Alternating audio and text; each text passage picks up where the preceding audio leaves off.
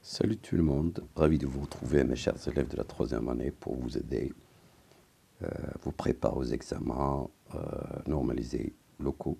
Donc je vous propose des exercices.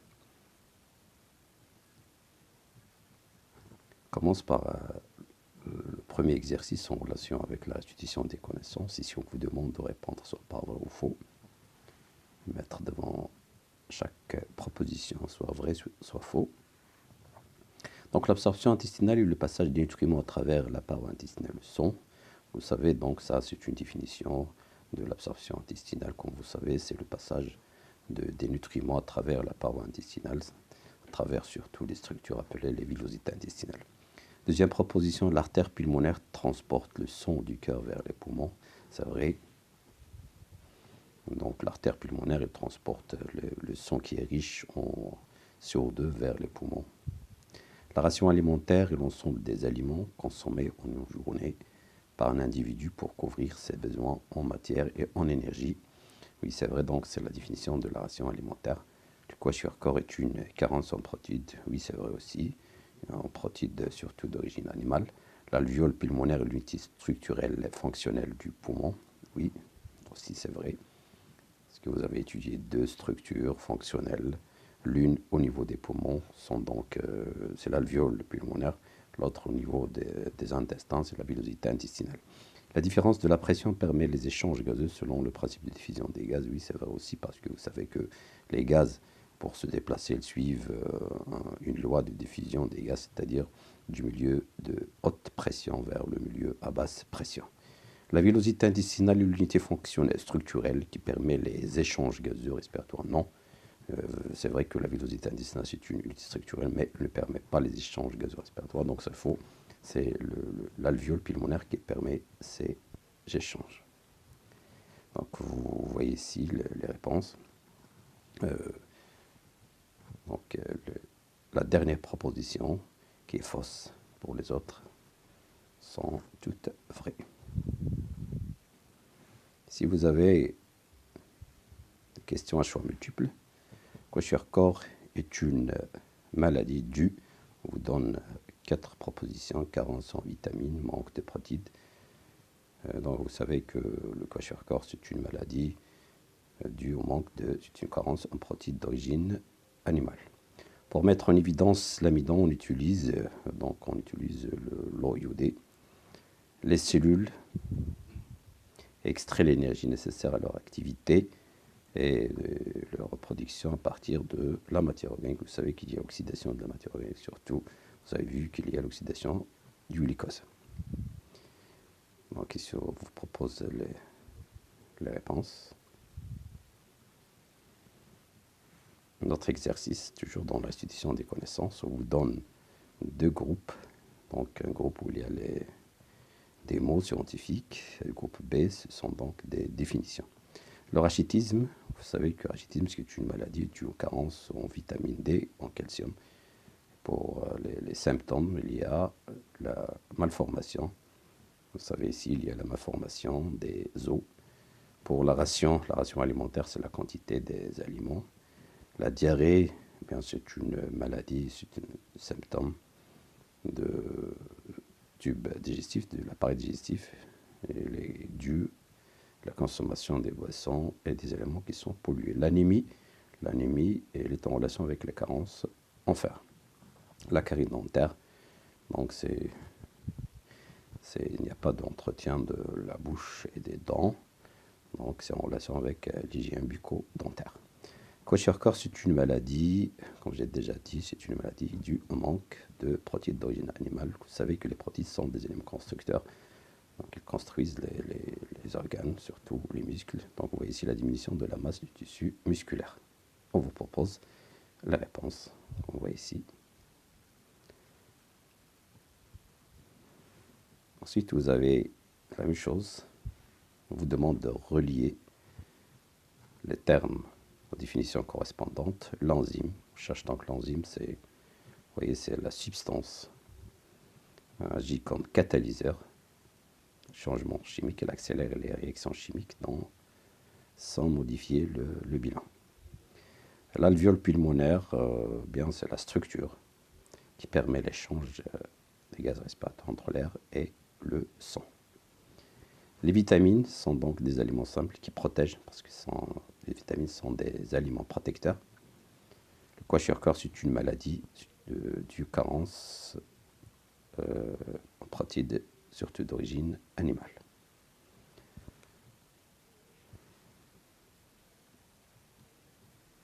Ici, on vous demande de répondre soit par vrai ou faux. On ne vous demande pas de corriger, mais on va essayer de corriger les propositions qui sont fausses. Les vitamines sont digérées au niveau de l'estomac, c'est faux, parce que vous savez que les vitamines sont des petites molécules, alors que les petites molécules ne subissent pas la digestion, car la digestion c'est quoi? C'est la transformation des grandes molécules en petites molécules. Le sang devient rouge vif, vif c'est clair, lorsqu'il est riche en O2, c'est vrai. Les sucres simples sont mis en évidence par l'acide nitrique, non. Pour les sucres simples, on utilise les sucres réducteurs, on utilise la liqueur de phényl plus le chauffage. Pour l'acide nitrique, c'est un réactif utilisé pour mettre en évidence la présence des protéines. Les lipides et les glucides sont des aliments énergétiques. Oui, c'est vrai, ce sont des aliments énergétiques. Donc, la troisième question ici, on vous demande, est en relation avec la préservation et l'hygiène des appareils. Le tabagisme, il affecte l'appareil respiratoire, la diarrhée, donc, c'est un symptôme de l'appareil digestif. Si on vous demande de légender ce schéma, vous savez, il s'agit d'une observation microscopique d'un frottis sanguin coloré. Donc, il s'agit de cette grande cellule à noyau divisé, c'est un globule blanc, leucocyte, mais appelé polynucléaire. 2, il s'agit d'un liquide jaunâtre, c'est le plasma. 3, globule rouge ou hématie. Et puis 4, c'est un autre type de leucocyte, de globule blanc, qui a un noyau non divisé, c'est mononucléaire. Ici aussi, vous avez, on essaye de relier par des flèches les aliments réactifs qu'on peut utiliser. Les sels du calcium, vous savez, on utilise l'oxalate d'ammonium, le glucose, c'est un sucre réducteur, donc on utilise la solution de liqueur de phényl plus le chauffage. Et l'amidon, on utilise l'eau iodée. Pour les protéines, la mise en évidence se fait par l'acide nitrique. Aussi, si vous avez des propositions, des suggestions, on vous demande de dire vrai ou faux avec la justification. Donc, on va essayer de justifier. Le rachitisme est une maladie due à une carence en vitamine C. Non, parce que la carence en vitamine C, c'est le scorbut. Par contre, le rachitisme, c'est une carence en vitamine D. Le pain est un aliment composé, oui, parce qu'il est formé de plusieurs éléments simples. La maladie de tuberculose, il affecte l'appareil digestif, non, il affecte l'appareil respiratoire. L'artère aorte transporte le sang riche en dioxygène, bien sûr, parce qu'il est en relation, il porte le sang du cœur vers les organes. Dans cet exercice, on vous demande de mettre des termes dans des trous, texte à trous. Donc, le sang transporte les nutriments mais il faut lire aux cellules, c'est-à-dire et O2. Les organes, s'il a su l'oxyder, les nutriments pour produire de l'énergie et rejeter le CO2 et les déchets. Et si on vous demande de donner des termes convenables pour chaque phrase, chaque définition, réactif chimique utilisé pour mettre en évidence la présence de l'amidon, on a déjà parlé, c'est l'eau iodée. La structure fonctionnelle, si vous entendez parler de la structure fonctionnelle, déjà dit qu'il y a 2, l'alvéole pulmonaire au niveau des poumons et la villosité intestinale au niveau de l'intestin grêle. Donc, structure fonctionnelle au niveau des poumons dans laquelle le sang absorbe le O2, il s'agit de l'alvéole pulmonaire. Donc ici, on vous demande, c'est un exercice, ça c'est en relation avec l'éducation nutritionnelle. On doit lire l'exercice. Un adolescent a consommé dans 24 heures un ensemble d'aliments composés, on lui fournit des éléments simples. Donc vous avez ici, il consomme 80 grammes de protéines, une masse égale à 100 grammes de lipides, les glucides 400 grammes. On vous demande de calculer l'énergie en kilojoules. Vous savez qu'il y a une relation On va essayer de multiplier la masse des glucides par 17, sachant qu'un gramme de glucides, il fournit 17 kJ. Un gramme de protéines aussi, il fournit 17 kJ. Par contre, un gramme de lipides, il est riche en énergie, il fournit 38 kJ. Donc on va multiplier G, c'est-à-dire la masse des glucides par 17, plus la masse des protéines fois 17, plus la masse des lipides fois 38. On fait la somme pour trouver cette énergie. La deuxième question vous demande est-ce que cette énergie est suffisante pour cet adolescent. Donc on va la comparer. Ce que vous allez trouver ici, vous le comparez avec 12 800 kJ, qui est l'énergie égale besoin énergétique journalière pour un adolescent. Montrer si cette ration est équilibrée. Ici, pour montrer, on doit utiliser les relations. Vous savez qu'on a utilisé 3 relations. La quantité, la masse des glucides sur la masse des protéines, il doit être comprise entre 3,5 et 5. Donc je dois essayer de calculer ce rapport. Ensuite, on calcule le rapport lipides sur protéines. Aussi, il doit être égal à 1 pour qu'il y ait équilibre. Sinon, donc, il y a soit manque de lipides, soit un excès. La troisième relation, il lie les protéines d'origine animale et celles d'origine végétale. Mais puisqu'on n'a pas déterminé les quantités de protéines animales et de végétales, donc on ne doit pas utiliser la troisième relation, on doit utiliser uniquement les deux relations. Je vous propose la réponse. Donc ici, vous voyez que E égale G fois 17, P fois 17, L fois 38. On fait la somme, on trouve 11 960 kJ. Donc cette énergie est insuffisante. Pourquoi? Parce qu'elle est inférieure à 12 800 kJ. Montre si cette ration est équilibrée. J'ai déjà dit qu'on doit calculer le rapport G sur P, c'est-à-dire les glucides, la masse des glucides sur la masse des protéines. 400 sur 80 est égal à 5. Donc il y a un équilibre. Pourquoi? Parce que donc cette valeur elle est comprise entre 3,5 et 5. L sur P est égal à 100 sur 80 égale à 1,25. Donc elle est supérieure à 1 parce que l'équilibre c'est L sur P doit être égal à 1. Donc il y a un excès puisque c'est supérieur à un excès des lipides. Donc il n'est pas équilibré. Si vous voyez, il y a un exercice en relation avec la digestion. Dans ce genre d'exercice, on doit lire d'abord le texte. Ici, le pancréas sécrète une enzyme agissant sur les lipides. De même, le foie, il fabrique une substance, c'est la bile, qui se déverse dans le tube digestif. On réalise des expériences pour connaître l'action de cette enzyme sur les lipides et aussi l'action de la bile. Donc ici, on vous donne 4 tubes. Dans chaque tube, donc on doit chercher les conditions de chaque expérience. Dans le tube 1, vous voyez le tube 2. Tube 1, il y a eau plus huile. Le tube 2, il y a huile plus eau plus huile plus bile. Donc la différence entre 1 et 2, c'est la présence de la bile dans le tube 2. Vous voyez les résultats de l'expérience dans le tube 1. Vous voyez que la concentration, le pourcentage de la concentration de l'huile, elle est à 100%, c'est-à-dire elle est invariable. Donc vous voyez qu'il n'y a pas de modification. La quantité des lipides elle reste constante. Donc il n'y a pas de digestion dans le tube 1 et 2. Dans le tube 3, les constituants, il y a l'eau plus huile plus lipase. Lipase, c'est une enzyme qui agit sur les lipides.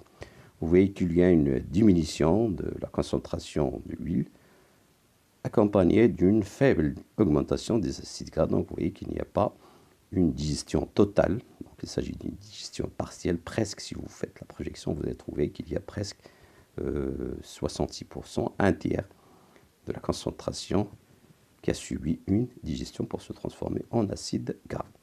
Par contre, dans le tube 4, quand vous voyez, il y a l'eau, l'huile, la bile et lipase. Vous voyez qu'il y a une accélération dans le temps, qu'il y a une transformation complète déjà de l'huile en acide gras. Pourquoi? Parce que si je compare 3 et 4, vous allez voir que la différence, c'est que dans 4, il y a la bile, donc en présence de la bile. Vous voyez que la transformation des lipides, elle est totale, elle est aussi accélérée par contre en absence, même s'il y a la lipase qui est l'enzyme responsable, mais il n'y a pas une transformation totale, ce qui montre que la bile, elle est très importante dans la digestion des lipides parce qu'il fait ce qu'on appelle l'humulsification, c'est-à-dire le mélange de l'eau et les lipides. Vous savez que l'eau et les lipides ne se mélangent pas. Alors le rôle de la bile, c'est de mélanger les deux substances pour faciliter la digestion. Vous savez que la digestion ici, c'est une hydrolyse, c'est-à-dire une réaction enzymatique qui nécessite la présence de H2O. Pour les réponses, je vous propose, donc on vous demande d'écrire Donc pour décrire chaque graphique, vous voyez pour le premier graphique, dans le tube 1 et 2, la concentration des lipides est stable, en fonction du temps qu'on voyait ici, est stable, ne change pas. Dans le tube 3, on constate une faible diminution de la concentration. Vous voyez donc il y a une faible diminution accompagnée d'une faible augmentation. Il n'y a pas de transformation totale. Dans le tube 4, on constate une diminution accélérée de la concentration des lipides accompagnée d'une augmentation accélérée de la concentration des acides gras qu'on voit ici. Donc au début, il y a 0% pour les acides gras, 100% pour l'huile. Après un certain temps, il y a une diminution totale, disparition d'huile, c'est-à-dire une transformation. L'huile se transforme totalement en acide gras. Donc la deuxième question, comparer l'action de l'enzyme lipase dans le tube 3 et 4. Vous voyez donc en présence de la bile, il y a une accélération de l'action de la lipase. L'action de la lipase est accélérée en présence de la bile. Troisièmement, déduire le rôle joué par la bile dans la digestion des lipides. Donc la bile, il mélange les lipides avec l'eau. Donc on doit expliquer parce qu'on a déjà étudié dans le cours ce qu'on appelle l'émulsion ou émulsification, pour faciliter l'action de la lipase qui transforme les lipides en acides gras. Si on vous demande, donc on a suivi le devenir des glucides consommés le long du tube digestif, les résultats sont présentés par le graphique. Donnez un titre pour le graphique, donc je dois faire attention toujours, si on vous demande de donner un titre, vous savez qu'il y a deux axes. L'axe des abscisses et l'axe des ordonnées. Vous savez que toujours l'axe des ordonnées il change en fonction de l'axe des abscisses, c'est-à-dire le Y change en fonction de X. Donc pour le titre, je dois toujours garder la même structure de la phrase, c'est-à-dire la variation de Y, c'est-à-dire ici de l'axe des ordonnées, l'axe qui est vertical, en fonction de l'axe horizontal X. Donc, la variation, le titre c'est la variation du pourcentage des glucides en fonction de la distance à partir de la bouche. Détermine à partir du graphique le pourcentage des glucides à la distance 150, donc je dois chercher 150 sur l'axe des X. Je fais la projection, j'arrive donc au point, l'intersection avec la courbe, et puis je cherche le point équivalent sur l'axe des Y, je trouve qu'il y a 30%. Décrire la variation des glucides à partir de la distance 75 cm. Donc 75 cm, vous voyez ici, de 0 jusqu'à 75, il y a la concentration des glucides, elle est constante. Si j'arrive à 75%, il y a une diminution progressive de la concentration des glucides le long de l'intestin grêle. Expliquer ces variations, vous savez que dans l'intestin grêle, puisqu'il y a une diminution, c'est-à-dire que les glucides traversent la paroi intestinale pour aller vers le sang. C'est ce qu'on appelle le phénomène de l'absorption intestinale. Si vous avez donc les réponses, je dis pour le titre, la variation, vous voyez, pourcentage des glucides, etc. Terminé à partir du graphique, donc vous voyez que c'est 30%. Pour la description, c'est d'écrire, parfois on vous demande d'analyser, c'est la même chose, on essaie de...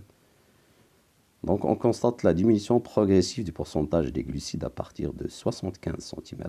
Vous voyez donc 75 cm, on est dans le domaine de l'intestin grêle, c'est-à-dire le domaine C.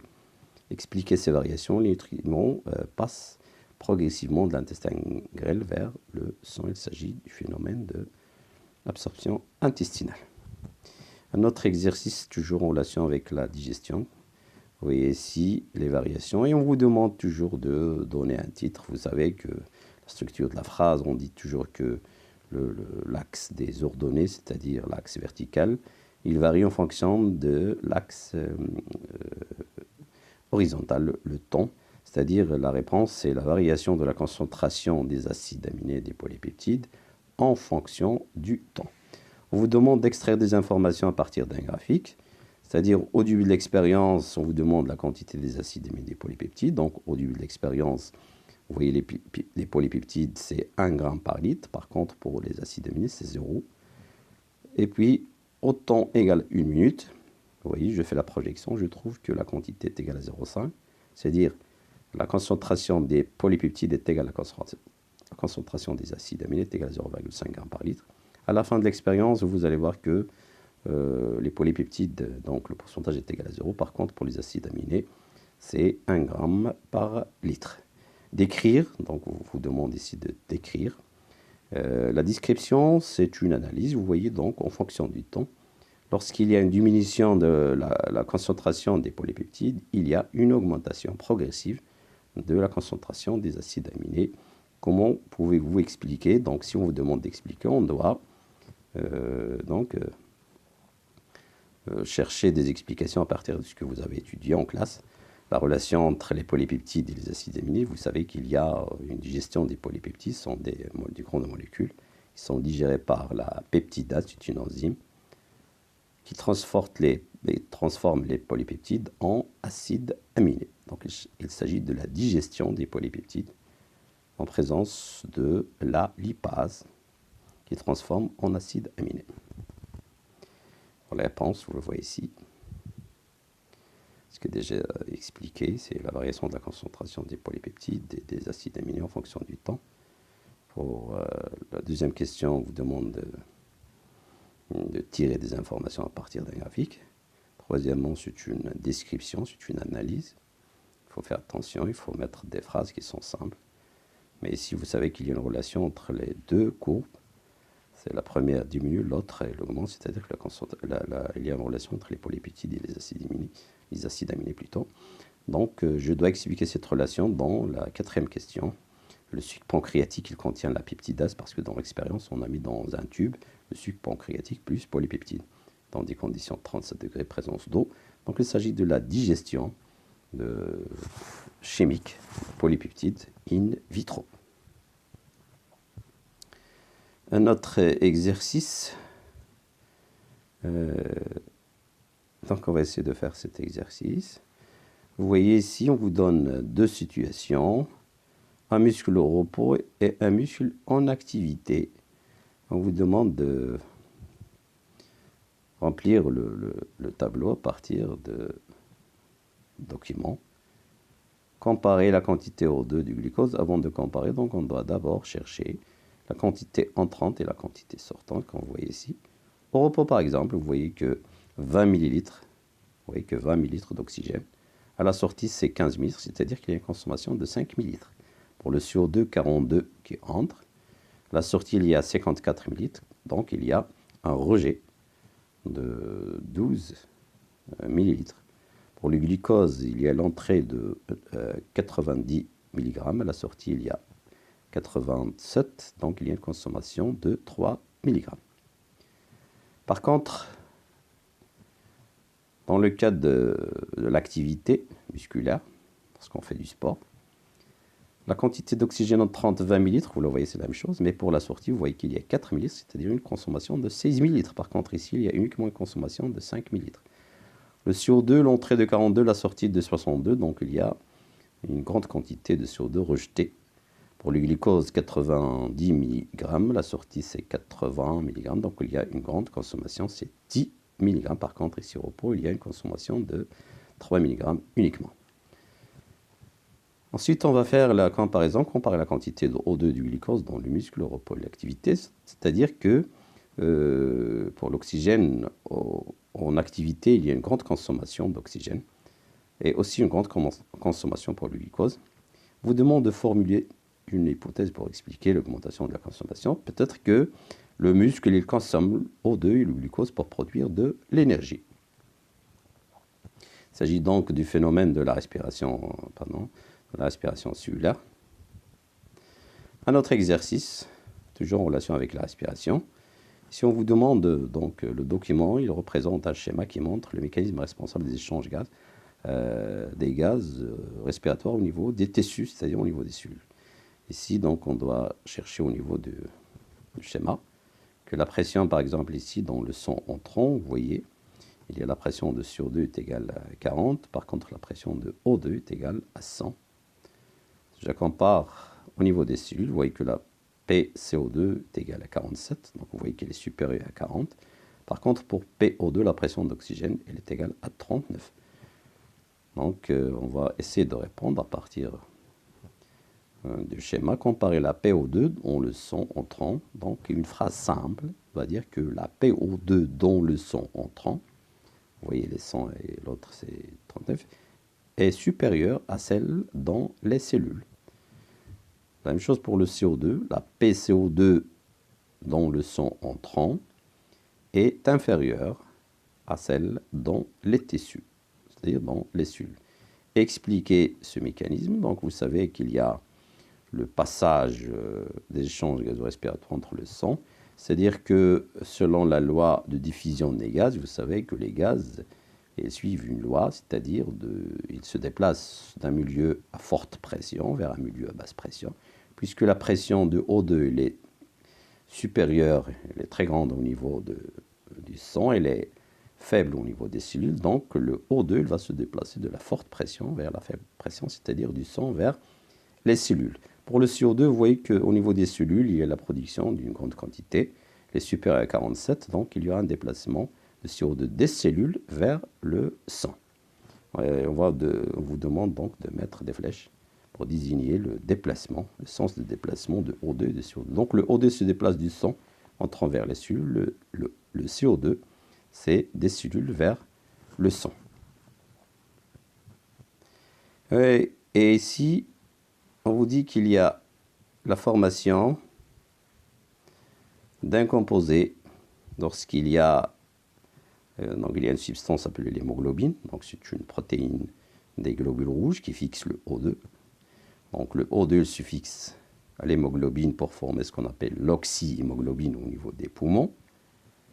Et il se dissocie au niveau des cellules. Par contre, au niveau des cellules, lorsqu'il y a arrivée des globules rouges au niveau des cellules, il y aura une dissociation entre HB et O2 et une fixation.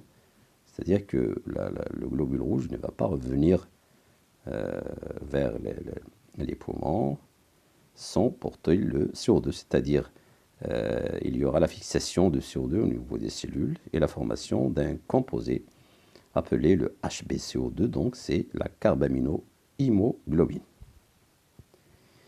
Déterminer le nom et la couleur, donc s'il est attaché à O2, HbO2, c'est l'oxyhémoglobine, coloration bleue, plutôt coloration rouge clair. HbCO2, c'est la coloration rouge sombre. Et donc la réponse. PO2 dont le son entrant est plus grande que celle dans les cellules. PCO2 dont le son entrant plus petite que celle dans les cellules. O2 passe du sang vers les cellules. J'ai dit selon la loi de diffusion de forte à basse pression. J'ai dit que le composé 1 c'est l'oxyhémoglobine rouge clair. La réaction chimique AP plus O2, c'est-à-dire la fixation, HbO2. Composé 2 c'est carbaminohémoglobine rouge sombre, Hb plus CO2 qui donne HbCO2.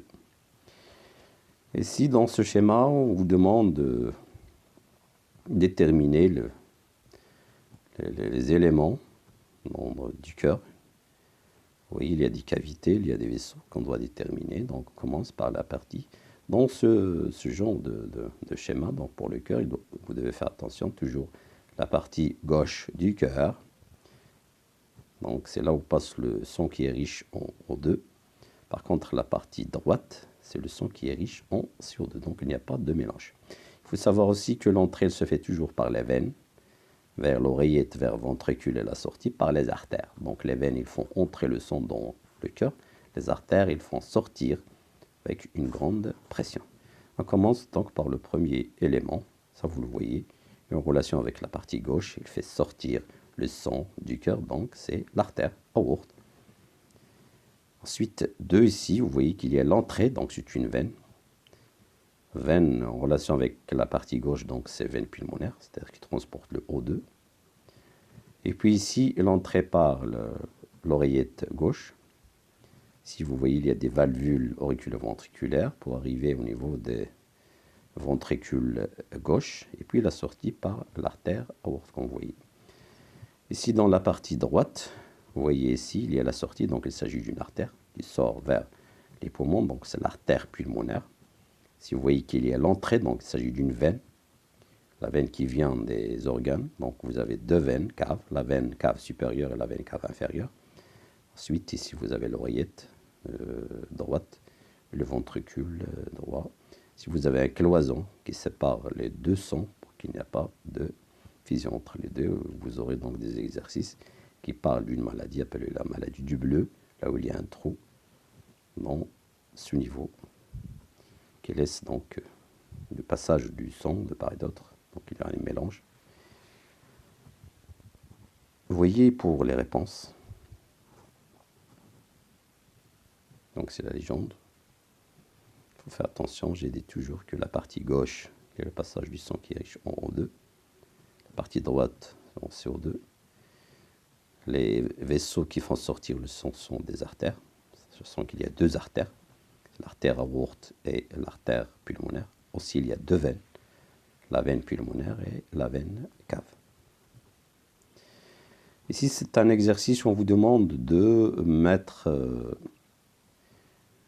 donc la différence entre les trois étapes de la révolution cardiaque. Donc, si on doit chercher les étapes, on commence par A. Vous voyez que A, il y a des flèches qui montrent qu'il y a le passage du son des ventricules vers les artères. Donc, vous voyez, les ventricules sont contractés. Il s'agit donc de la systole ventriculaire. Par contre, dans B, vous voyez, les flèches, ils montrent qu'il y a le passage du son des oreillettes vers les ventricules à travers les valvules auriculaires ventriculaires. Vous voyez une contraction, diminution du volume des oreillettes.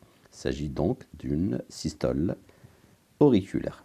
Par contre, dans C, vous voyez qu'il y a un relâchement total du cœur pour recevoir du son qui vient des organes, soit des poumons, soit des organes. Donc, il s'agit de la diastole générale, c'est le repos du cœur.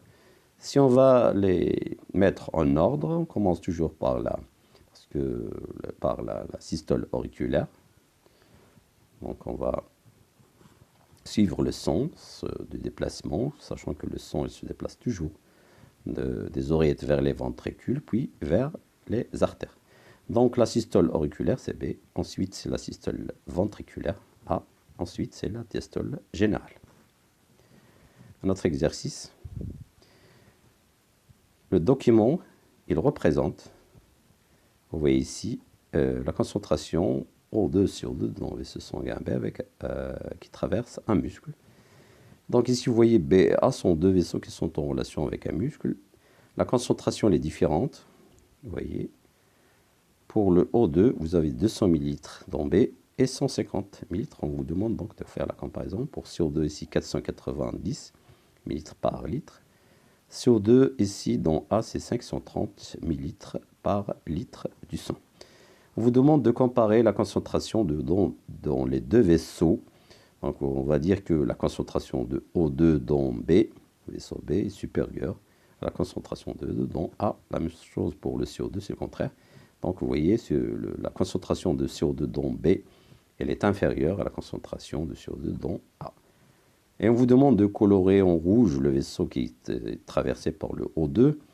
Donc toujours là où il y a plus de O2, c'est-à-dire le vaisseau B, comme vous voyez, il est riche en O2.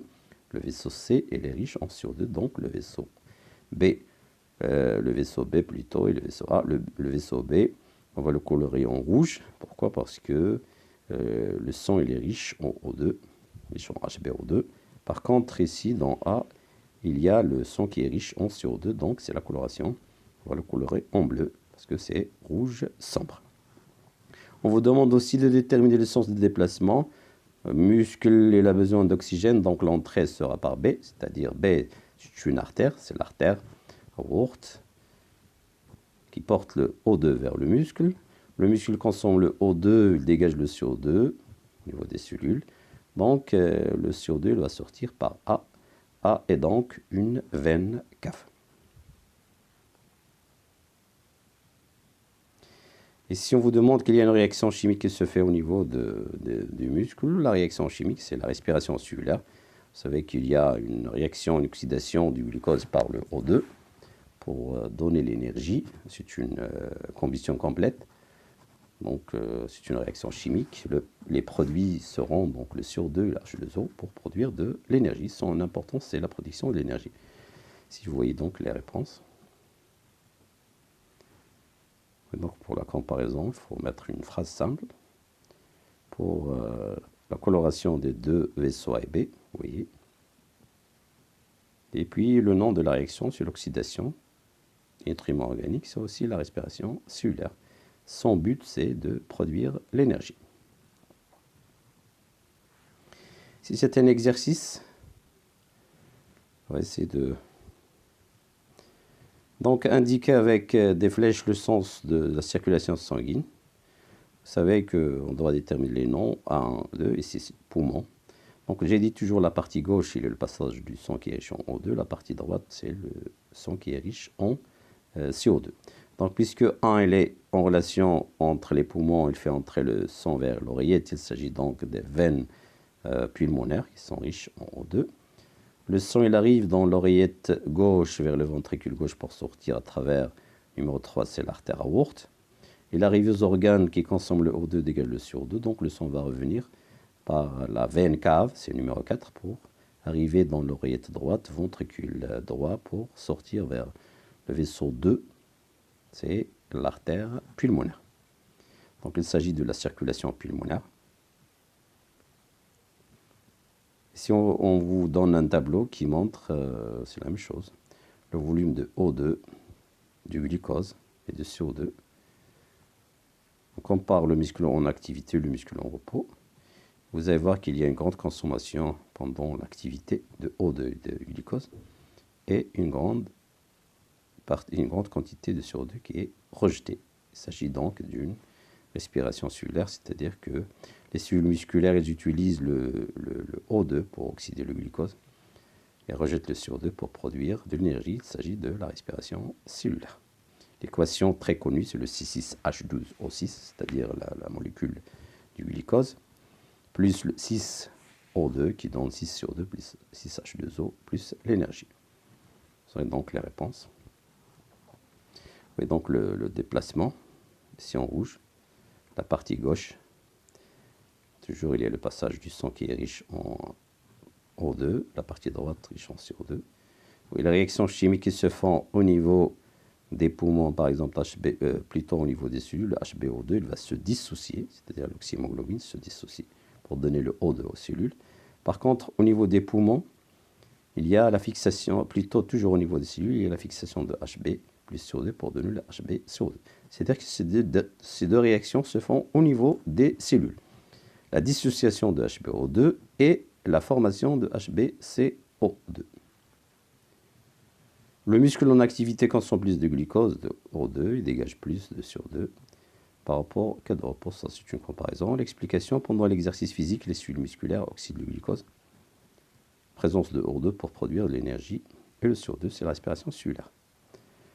Ensuite, vous voyez l'équation chimique très connue de la respiration cellulaire qui se fait, c'est une réaction entre le glucose, c'est la molécule du glucose, 6H2O6 plus 6O2. Il s'agit d'une combustion complète.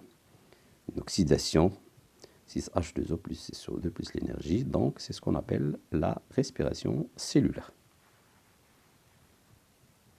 Un autre exercice, si on vous propose le schéma suivant, on vous demande d'indiquer l'étape de la révolution cardiaque et justification. On vous demande aussi de déterminer la coloration du sang dans chaque vaisseau, A et B. Vous voyez donc les deux vaisseaux A et B. Vous voyez le cœur dans une étape. Et puis la coloration aussi, déterminer le nom des vaisseaux, la coloration, et déterminer le nom de la circulation sanguine. Donc, indiquer l'étape de la révolution cardiaque, vous voyez, on va chercher toujours soit des flèches, c'est simple si vous avez des flèches. Vous voyez les flèches qui se déplacent des oreillettes vers les ventricules, donc il s'agit d'une systole auriculaire. Si on ne vous donne pas des flèches, vous avez une autre justification, vous cherchez la position des valvules. Ici, vous voyez que les valvules auriculo-ventriculaires sont ouvertes, par contre, les valvules sigmoïdes ou artérielles sont fermées. Ou parfois, on cherche si on vous donne la position du volume pour montrer la contraction. Donc, vous avez 3 justifications possibles, mais si vous avez des flèches, c'est très simple. On utilise uniquement les flèches, c'est-à-dire qu'il y a le passage des oreilles vers les ventricules. Donc, il s'agit de l'étape appelée la systole auriculaire, la justification. Donc, le sang, il passe des oreillettes vers les ventricules à travers les valvules auriculo-ventriculaires. Déterminer la coloration du sang dans chaque vaisseau A et B. Donc, puisqu'il est HbO2, donc il est riche en O2, la coloration c'est rouge clair.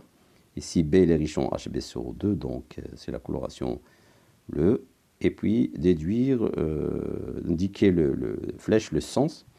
Donc ici, puisqu'il y a un muscle HbO2, le muscle il va recevoir l'oxygène. Donc, il y a le sang qui passe de A vers le muscle et aussi de B vers, du muscle vers B. C'est-à-dire le sang qui est riche en O2, il va entrer de A vers le muscle. Le sang qui est riche en CO2, il va sortir du muscle vers B. Le vaisseau A, j'ai dit que c'est l'artère aorte. Le vaisseau B, c'est la veine cave. Nommer la circulation. Et on vous demande de relier ces deux vaisseaux au cœur. Donc vous voyez ici, ça c'est l'artère aorte. On va le relier à A. Et puis B va être relié à la veine cave. Il s'agit donc de la circulation générale parce qu'il lie le cœur avec le muscle. La réponse. Vous faites attention aussi, le sens, le déplacement. Vous voyez toujours la partie gauche et la partie droite. La partie gauche, il y a le passage du sang qui est riche en O2, rouge.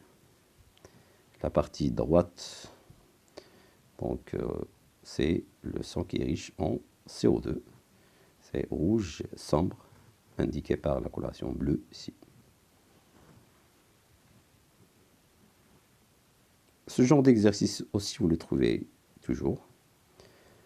Et il met en relation les échanges gazeux qui se font au niveau de l'alvéole pulmonaire, comme vous voyez. Donc, on essaie de faire, d'étudier la différence de pression. Donc, vous voyez par exemple la pression entre le sang, parce que si c'est l'alvéole pulmonaire, l'intérieur, la pression de O2 c'est 13,3, PCO2 c'est 5,3.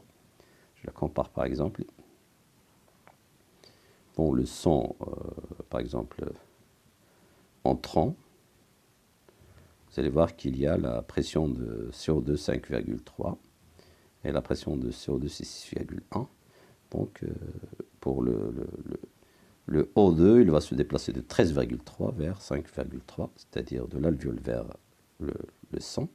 Par contre, pour le CO2, c'est de 6,1 vers 5,3, toujours de la plus grande valeur vers la plus faible valeur, selon ce qu'on appelle la loi de diffusion des gaz.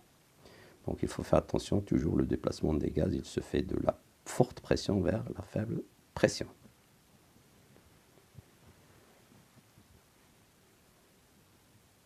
Donc vous voyez la réponse ici, vous voyez que le CO2 se déplace du sang qui vient des organes vers l'oxygène, il va passer dans le sang qui va partir vers les organes. La pression, donc le principe, le facteur responsable, c'est la pression des gaz. Déduire les éléments du sang responsables. Donc le CO2, il transporte une grande quantité, vous avez déjà étudié ça.